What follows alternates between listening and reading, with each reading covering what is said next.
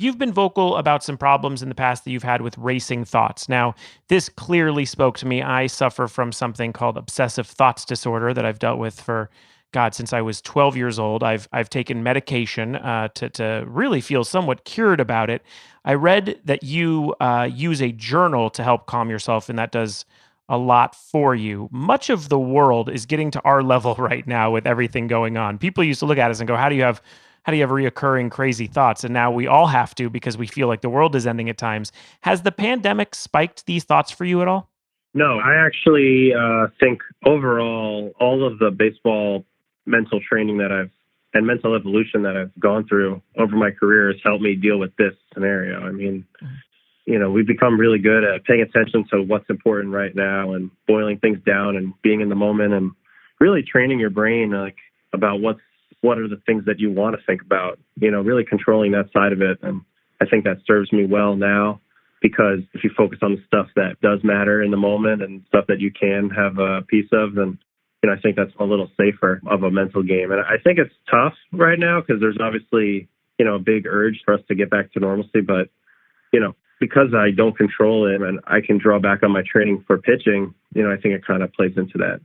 Yeah, it's crazy because you say those things and say that you said them to me a couple of years ago. I would have been like, well, that's impossible for me. I really, truly would have. I would have been like, he's BSing me.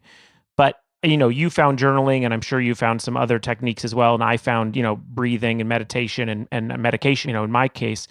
But I truly, when you find your rhythm, it does actually just sort of cut a lot of those thoughts out. And finding that rhythm is extremely difficult. Like, did it take you a long time to find your coping methods?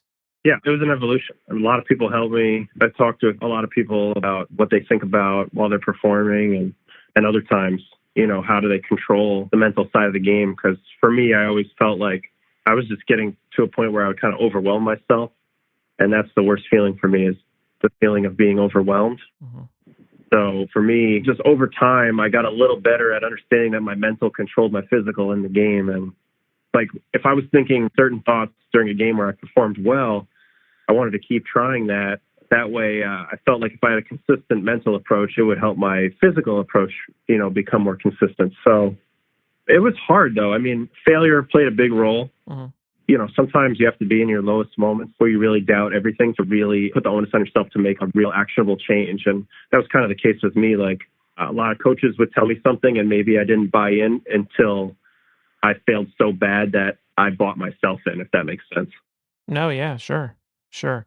It is. The mind, the brain is a very terrifying, beautiful thing, and that's amazing that you were able to sort of grasp it. And I feel lucky that I was too. So I hope others maybe listen to that and understand there's ways around that sort of obsessive thinking. Yeah, and it's still an ongoing thing. I think that's another thing. Is like I used to be very obsessed with getting to a destination, like getting to a place where then I wouldn't have to like maintain things anymore. Like things would just be. And Mhm. I think once I accepted that that's not real life. Like real life is about creating good habits and constantly evolving, constantly improving on things. So I think that helped me too because then I just kind of fell in love with the process of things as opposed to always so obsessed with getting to some destination. I think that really helps mentally too. Yeah, it's the journey more than anything. It's like I had an audition this week for something, and in the old days, I may have just sat there and thought about it the whole time, and instead, I said to myself, "Oh, I'm just going to do this because I know I could do well," and it happened, and I did my best, and I think I did really well, and then you move on. It's not, in baseball. I feel like in sports, it's a similar thing, which is like what your job is, you'll try your hardest.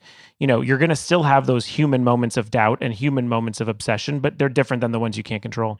Yeah, I think that helped me when I moved to the bullpen. When I was a starting pitcher my whole life, if I was pitching good, I would ride that high for the whole week and I'd have no problem with anxiety for the next game. But I think if I pitched poorly, then I'd kind of obsess over it for 4 or 5 days. And then Yeah. by the time I got to the game, I'd kind of be mentally already spent, emotionally spent. And in the bullpen, I'm able to kind of just tune out and not really lock in until the moment of truth. And then basically I just tell myself like, I'm going to do what I can here and see what happens. And that way it doesn't put as much pressure on everything and I'm not in a constant state of angst.